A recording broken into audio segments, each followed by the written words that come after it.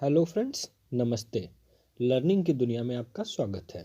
हम लोग सीख रहे हैं फॉरेन वर्ड्स एंड एक्सप्रेशंस। तो हम पिछले ही अपने सेशन को फॉरेन वर्ड्स और एक्सप्रेशन के पिछले सेशन को ही कंटिन्यू करेंगे और आज नए कुछ और वर्ड्स, फ्रेजेस और एक्सप्रेशंस को सीखेंगे। तो चलिए चलते हैं हमारे वीडियो पर। तो जो हमारा आज का पहला फ्रेज है वो फ्रेंच लैंग्वेज से लिया गया है और ये जो फ्रेज है वो है बेटे नवा। इसका जो प्रोनाउंसिएशन है वो ध्यान से आप देखिएगा। इसको पढ़ते हैं बेटे नवा।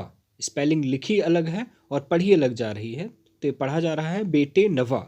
इसका मतलब होता है अ पर्सन और thing that one particularly dislikes. वह वस्तु या व्यक्ति जिससे घृणा हो। तो इसको आप एग्जाम्पल में समझेंगे। My great uncle Mukesh was my father's बेटे नवा।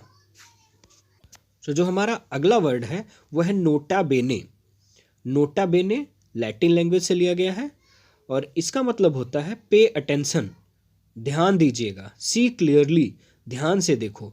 ये अक्सर कर आपने देखा होगा, मुझे नहीं पता आपने देखा या नहीं देखा है, बट मैंने देखा है कि अक्सर कर एग्रीमेंट वगैरह जब लिखे जाते हैं तब वहाँ पर लिखा होता है, शॉर्ट में इसको लिखते हैं NB। पूरा पूरा नहीं लिखा होता है बट शॉर्ट में लिखा होता है NB। NB का मतलब होता है नोटा बेने, या कई बार ये NW करके भी लिखा होता है, तो दोनों का मतलब सेम होता है। तो नोटा बेने मीन्स सी क्लियरली या पे अटेंशन, ध्यान दीजिएगा। जो नीचे लिखा जा रहा है उस पर भी ध्यान दीजिएगा। NB का सीधा सीधा यही मतलब होता है। तो आप इसको इस तरीके से यूज करेंगे, NB charges are liable to be reviewed annually. हमारा जो अगला वर्ड है वो है वॉक्स पॉपुलाई। अगला वर्ड है वॉक्स पॉपुलाई। ये लैटिन फ्रेज है और इसका मतलब होता है the opinions and beliefs of the majority. Hindi में कहेंगे जनता के विचार। जनता के विचारों के लिए आप यूज करेंगे लैटिन टर्म वॉक्स पॉपुलाई। इसको आप यूज करोगे, her poems were not exactly the vox populi. Her poems were not exactly the vox populi. So हमारा जो नेक्स्ट फ्रेज है वो है coup de grace. Coup de grace ये भी फ्रेंच लैंग्वेज से लिया गया है और इसका मतलब होता है अ फिनिशिंग स्ट्रोक या फाइनल ब्लो। इंग्लिश में बोलते हैं फिनिशिंग स्ट्रोक या फाइनल ब्लो। एक्चुअली ये जो वर्ड एक्सप्रेशन है, ये जो फ्रेज है, इसका यूज किसी भी चीज़ को ख़त्म करने के लिए किया जाता है। तो एक फिनिशर का जो काम होता है, जो फिनिशिंग चीज़ें होती हैं, फिनिश देते हैं, फाइनल टचअप देते हैं, उसके लिए आप फ्रेंच में यूज करते हो कूप द ग्रेस। इसको आप यूज कर सकते हो, the captain delivered the coup de grace with a penalty 2 minutes before the time. तो हमारा जो नेक्स्ट फ्रेज है वो फ्रेंच लैंग्वेज से लिया गया है और यह लेसे फेयर। फिर से एक बार प्रोनाउंसिएशन देखेंगे।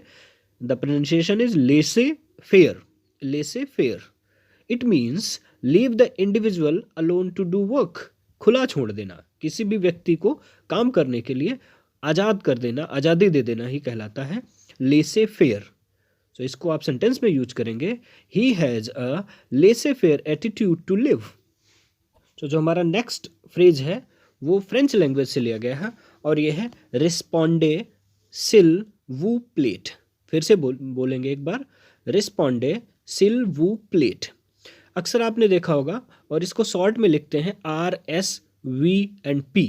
आपने अक्सर देखा होगा कि जो इनविटेशन कार्ड्स होते हैं उनके एक कॉर्नर पे लिखा होता है RSVP और कुछ नाम उसके नीचे लिखे होते हैं।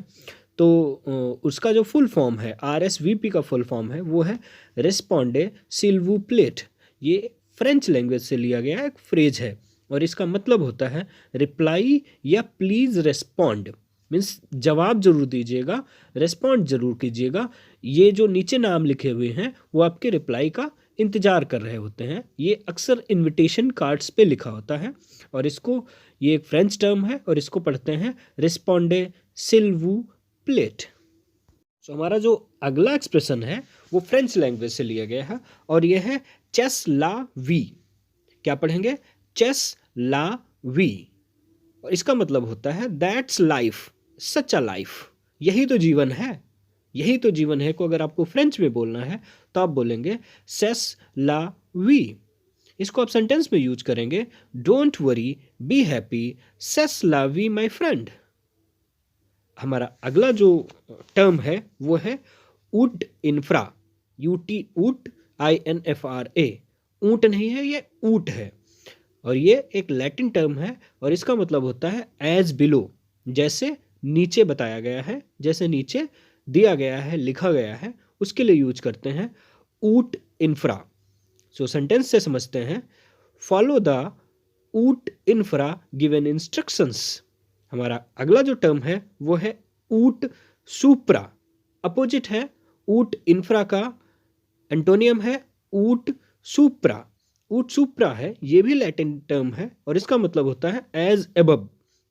तो ये दोनों जो टर्म है वो एक दूसरे के विपरीत हैं, एक है ऊट इन्फ्रा और दूसरा है ऊट सुप्रा। तो ऊट सुप्रा को आप यूज करेंगे, ut supra it is mentioned you can't use phone here. हमारा जो अगला टर्म है वो है मॉट जस्ट, MOT मॉट, पढ़ेंगे मॉट जस्ट। ये भी फ्रेंच लैंग्वेज से लिया गया है और इसका मतलब होता है द राइट वर्ड, सही शब्द। तो इसको आप यूज कर सकते हो, a good orator is that who has the mot juste on the tip of his tongue. इस सीरीज का पिछला वीडियो देखने के लिए चैनल पर विजिट करें और अगला वीडियो देखने के लिए नोटिफिकेशन बेल को दबाना ना भूलें। Thanks for watching this video.